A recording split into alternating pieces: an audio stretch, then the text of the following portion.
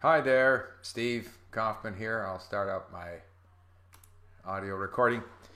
Yeah, I was very encouraged to get some comments on my blog, The Linguist on Language, saying please do some more videos. I thought nobody cared. So I'm going to do one. And what I thought I would talk about, and I asked on my blog, I said, what sort of videos do people want? Do they want the general rant? Do they want the rant on language learning? Or do they want me to talk in different languages? And the response was kind of like all three.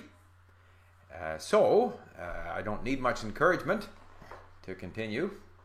I recently put a comment on my blog, which I called 5 Recommendations for Lazy Language Learners.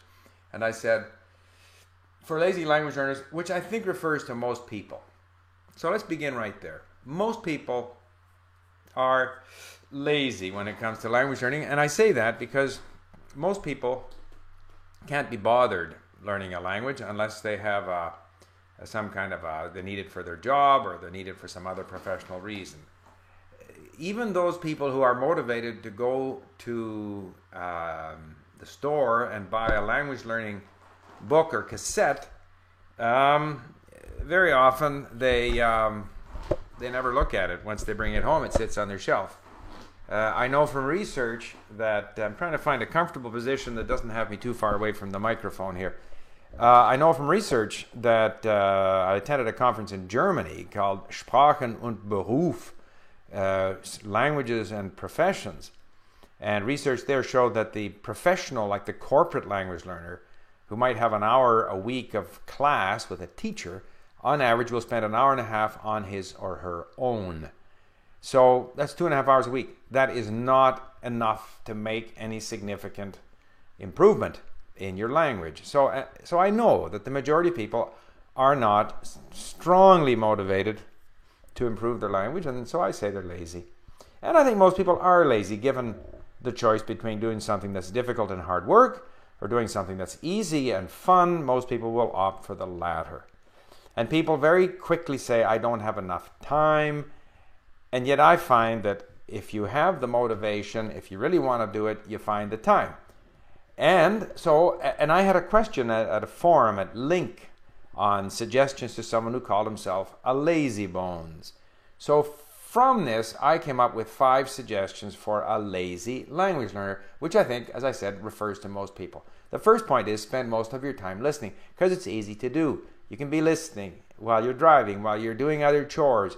You can always find time, while you're standing in line at the supermarket. I do. I always have my iPod with me. It's not hard work, so it's something that a lazy person can do.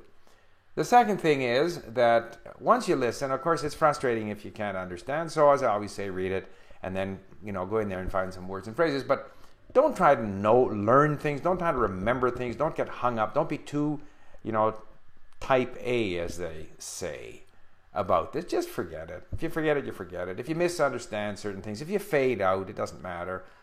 So that was my second thing. The third thing was with regard to grammar. Get the smallest possible book, skim it every now and again. Don't worry about what you can't remember. Don't really study it. So I think a lazy person can cope with that. Fourth thing was don't force yourself to speak. Don't feel compelled to speak. But when you do, just relax and listen. And the fifth thing was don't worry about what you don't understand, about what you forget, about what you're unable to do in the language. Just enjoy it. So those are my suggestions. In contrast to the 4 tasks that I assigned to the hardworking learner, and those were, of course, to be much more goal-oriented, more deliberate. Set weekly goals and stick to them. Don't miss a day in your language learning. Okay, whereas the lazy guy can go for a couple of days and not do it. Write. Okay, I'm too lazy to write. I'm working on my Italian, my Portuguese, and my Russian, having fun with it, listening, enjoying. I don't write. If I wrote, I would do a lot better. I'm too lazy to write. But for the hardworking person, write. Then I say connect with a tutor, because a tutor will get you working harder. Even once a week, twice a week, via Skype nowadays, you can do it. You don't have to get in a car and go anywhere or take a bus. So for the hardworking person, get yourself a tutor. And for the hardworking person, review your words and phrases, whether it be in flashcards or off lists. I don't do it that often because I'm a lazy learner. I prefer to listen. So that was my advice.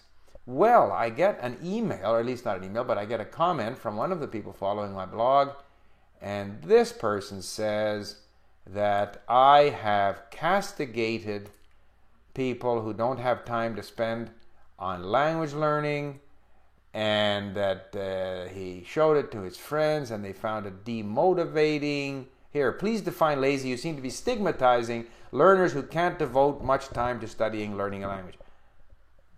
Stigmatizing? And a couple of people read this on my laptop and found it quite demotivational, he says. I'm not sure that that's a word, but first of all, why would a person find it demotivating? They either consider themselves lazy or they don't. And I don't think there's any great sense of stigma attached to being lazy. It's a fact. The majority of people are not that motivated to learn languages. And even people who think they are, if they think it's going to be hard work, they soon lose interest. And it's the way the languages are taught with the emphasis on grammar and so forth that makes it seem like hard work, so people quit. And so I was trying to encourage people, even if you're lazy, even if you don't want to confront hard work, you can still learn. Here's how you do it. I don't think there's any stigma there, and I don't see how that can be demotivating. I think there's a tendency now that we have to spend so much time fluffing people up and being nice to them. I thought it was being nice. You know, you can consider yourself lazy or not lazy. And I made the point that most people are naturally, I think, a little bit inclined to find the easy way of doing things. And there is an easy way of learning languages. It needn't be hard work. So even if you're lazy, you can do it. Put in the time. And as I often say, you know, it's like so many other things. You find the time. People say, I don't have time to exercise. I don't have time to be fit. I don't have the time to, whatever it might be, take out the garbage. Once it becomes a habit, then you continue doing it. So, in summary, then, I don't see, well, like the previous commenter, Chris here, he said, I consider myself an active learner who tries to learn in the laziest way possible, which for most people would be the most enjoyable. And so, yeah, I mean, I don't see where I stigmatized anybody. I was hoping to actually encourage people to believe that it's really not such a difficult and task. It doesn't necessarily require tremendous discipline and hard work, but it does require the time. This is the point. You can't do well in languages if you don't put in the time. So I definitely agree with Chris's comment here.